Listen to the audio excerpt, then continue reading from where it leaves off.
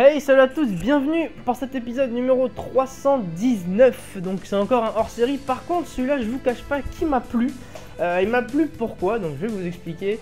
J'aime beaucoup Sasori déjà en tant que personnage. J'aime bien son personnage, sa voix. Donc là, du coup, le voir un peu quand il était jeune, adolescent, on l'avait jamais vu. Du coup, ça me fait vraiment, ça m'a vraiment fait plaisir. On en a appris un peu plus. Comme je vous l'avais dit la dernière fois, leur série c'est relou.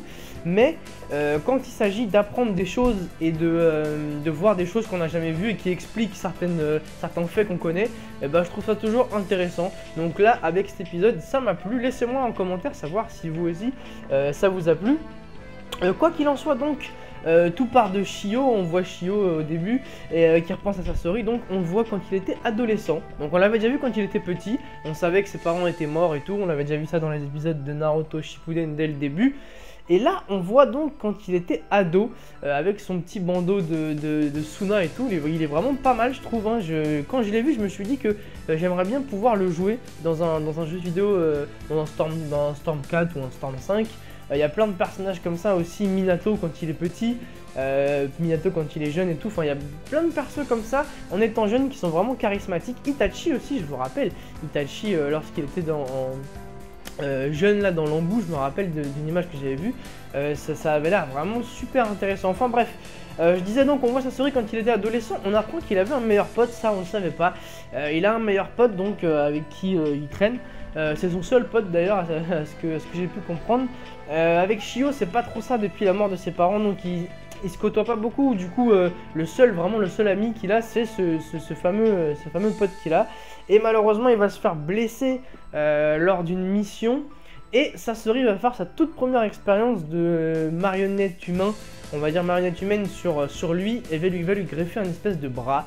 C'est plutôt pas mal franchement, mais le problème c'est que l'expérience a mal tourné. Son ami a été empoisonné, vous l'avez vu, et il est mort de ça. Donc déjà que Sasori était un peu réservé, qu'il était un peu discret dans l'ombre, sans trop parler aux gens et tout, il était vraiment à fond dans son travail. Le problème c'est que là vraiment il avait plus personne, du coup il a tourné, comme vous le savez, dans l'Akatsuki. Maintenant c'est ce qu'on sait déjà de lui. En tout cas c'était vraiment sympa de le voir plus jeune et tout, j'ai vraiment apprécié ça. Et vers la fin de l'épisode donc on voit Kankuro, je vais dire Kabuto, Kankuro qui combat Shio. Bon, c'est un combat vraiment, on va dire, rapide, hein, et c'est beaucoup de blabla surtout. Et après à la fin Shio on la voit qui se met à rigoler, donc ça c'était, j'ai pas trop compris d'ailleurs. En tant que Edo Tensei, je pensais qu'ils n'avaient pas trop de ce genre d'émotions et qu'ils étaient vraiment là pour combattre. Donc bref, il s'est pas passé grand chose. On comprend donc que Kankuro bien sûr c'est l'avenir, hein, tout simplement, parce que mine de rien, je crois que le seul marionnettiste qui est vivant, qu'on connaît, je crois que c'est Kankuro. Je me souviens pas d'autres marionnettistes. Il y avait Shio, il y avait Sasori et tout ça, ses parents, mais on n'en connaît pas d'autres, je crois. Donc c'est le seul marionnettiste qui est vivant. Je sais pas s'il y en aura dans la prochaine génération d'ailleurs, parce qu'on n'en a jamais entendu parler. On n'a jamais vu de petits élèves, j'ai envie de dire, des petits élèves qui s'entraînent à l'art de manipuler les pantins. Donc je sais pas trop comment cette affaire ça va se passer. En parlant d'élèves, où est-ce qu'il est Konohamaru? Tiens, ça fait longtemps qu'on l'a pas vu, celui-là j'aimerais bien le voir, savoir comment il a évolué, puisque c'est l'élève de Naruto, vous le savez, enfin bref. Oui, donc les marionnettistes, je disais oui ça. Et au tout début donc, on a vu Kimimaro, vous avez vu, il a fait un petit carnage contre les shinobi, contre les samouraïs plutôt.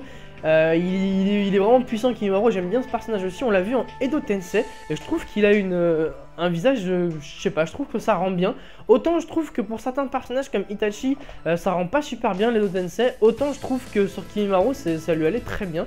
Je trouve aussi que ça va très bien à Aku et Zabuza dans le jeu Storm 3. Enfin bref, d'ailleurs vous savez quoi, je vais vous poser cette question. Quel est le personnage à qui vous trouvez que ça va le mieux les yeux noirs, donc l'Edo Tensei? Donc moi pour ma part je pense que c'est Aku. Vraiment je trouve que ça lui va super bien, je sais pas pourquoi. Les yeux noirs avec dedans la pupille blanche. Donc dites-moi dans les commentaires lequel est votre préféré au niveau de l'Edo Tensei, ce que vous préférez. Et dites-moi aussi celui que vous détestez le plus, tant qu'à faire. Moi c'est Itachi. Bref. Donc c'était sympa, un épisode vraiment pas mal avec Sasori en étant gamin. J'ai plutôt apprécié et on voit dans la preview donc le prochain épisode sera dédié à Omoi. Donc Omoi c'est ce personnage de Kumo qui a toujours une sucette dans la bouche et qui se bat avec une espèce de katana. On dirait un katana samouraï d'ailleurs. Voilà, donc je sais pas ce que ça va donner. En tout cas il reste que 2-3 épisodes je crois. Après on reprend la trame principale du manga. Donc c'est pas trop tôt, on attend ça depuis tellement longtemps.